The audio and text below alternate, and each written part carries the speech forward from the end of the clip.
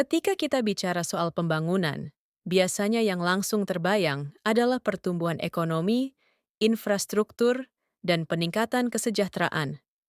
Tapi jarang kita bertanya, apa dampak pembangunan itu terhadap lingkungan? Di banyak negara berkembang, pembangunan seringkali berjalan beriringan dengan kerusakan alam. Hutan berkurang, air tercemar, dan kualitas hidup masyarakat justru menurun.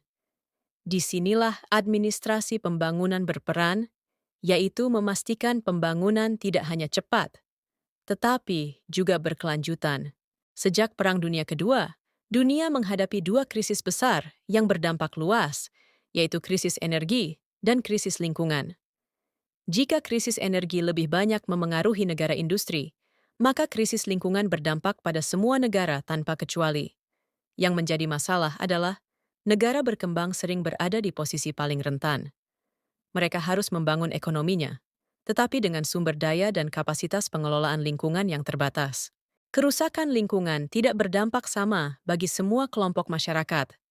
Kelompok miskin dan marginal justru menjadi pihak yang paling merasakan dampaknya, meskipun mereka bukan penyebab utama kerusakan tersebut. Banjir, pencemaran air, dan udara kotor secara langsung memengaruhi kehidupan sehari-hari mereka. Oleh karena itu, isu lingkungan tidak bisa dilepaskan dari isu keadilan sosial dan pembangunan. Ada beberapa faktor utama yang mempercepat kerusakan lingkungan. Pertama, pertumbuhan penduduk yang meningkatkan tekanan terhadap sumber daya alam. Kedua, aktivitas industri yang sering mengabaikan keselamatan lingkungan dan pekerja. Ketiga, proyek pembangunan yang dirancang tanpa mempertimbangkan dampak ekologis dan sosial. Keempat, lemahnya kebijakan dan penegakan hukum lingkungan. Pemerintah negara berkembang berada dalam posisi yang sangat sulit. Di satu sisi, mereka harus meningkatkan kualitas hidup masyarakat. Di sisi lain, sumber daya keuangan dan kelembagaan sangat terbatas. Kondisi ini membuat masalah lingkungan seringkali dianggap sebagai urusan tambahan, bukan prioritas utama. Padahal, tanpa lingkungan yang sehat, pembangunan tidak akan bertahan lama. Dari kondisi tersebut, muncul konsep pembangunan berwawasan lingkungan dan berkelanjutan, atau ESSD.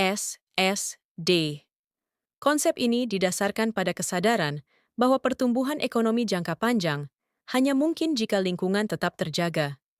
ESSD menuntut perubahan besar dalam cara pemerintah merumuskan kebijakan.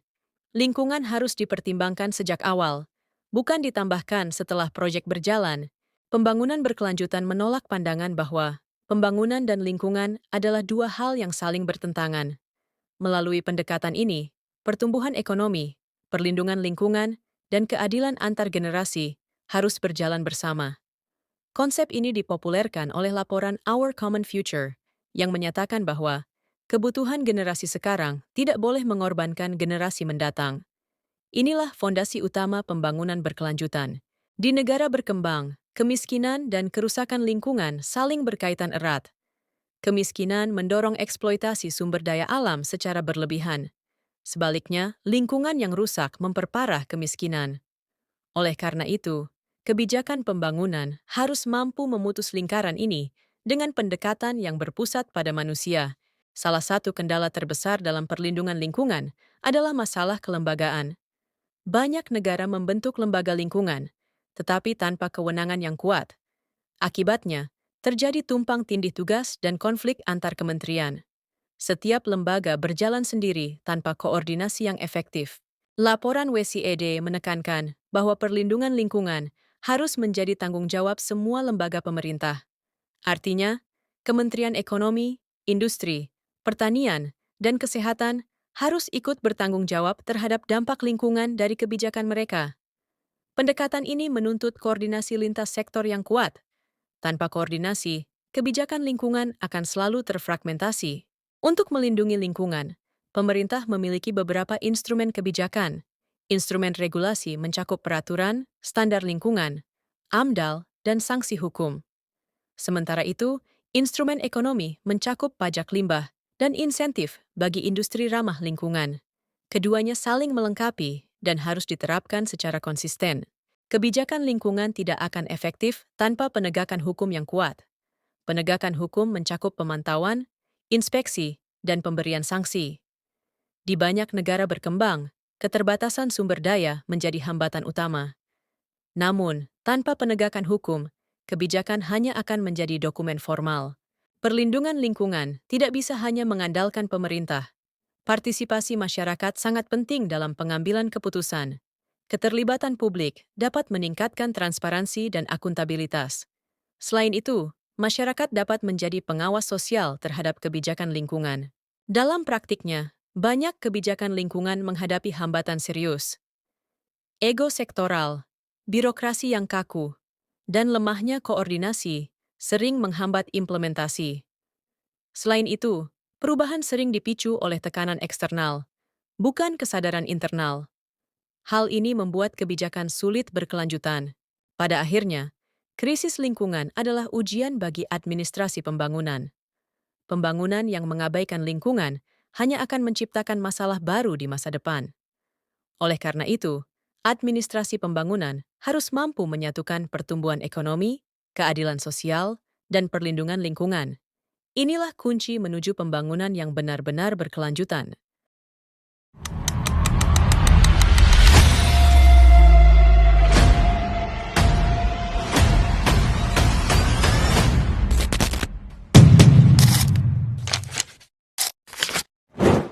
Kota Bekasi dikenal sebagai salah satu pusat industri terbesar di Indonesia, dengan konsentrasi kawasan industri yang berkembang pesat dalam beberapa dekade terakhir.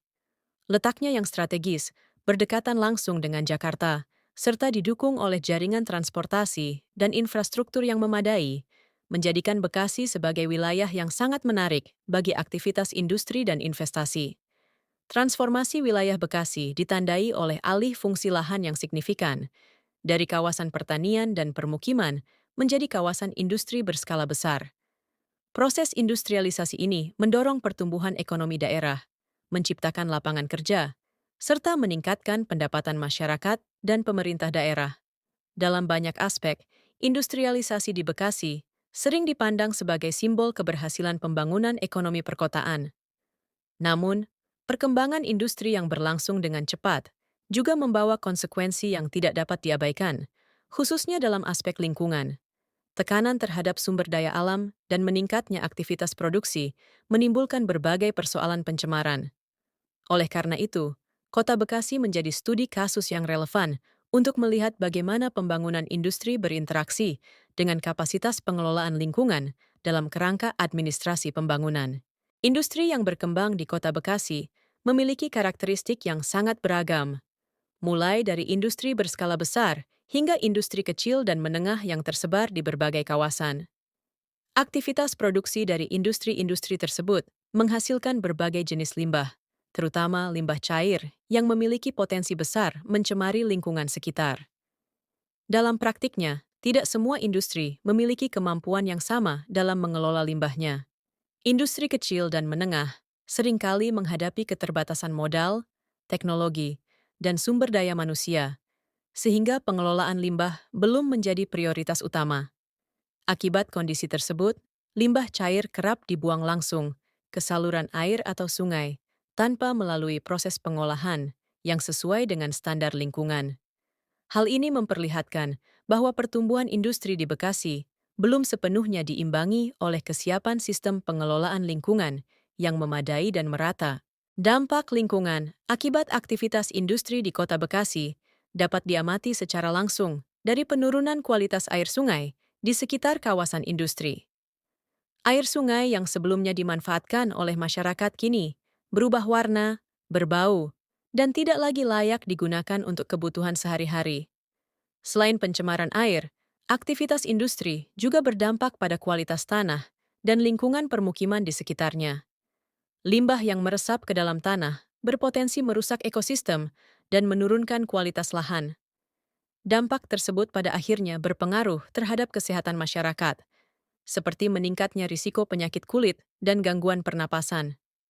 Kondisi ini menunjukkan bahwa pencemaran lingkungan merupakan masalah kompleks yang tidak hanya bersifat ekologis, tetapi juga berdampak langsung pada kesejahteraan sosial masyarakat.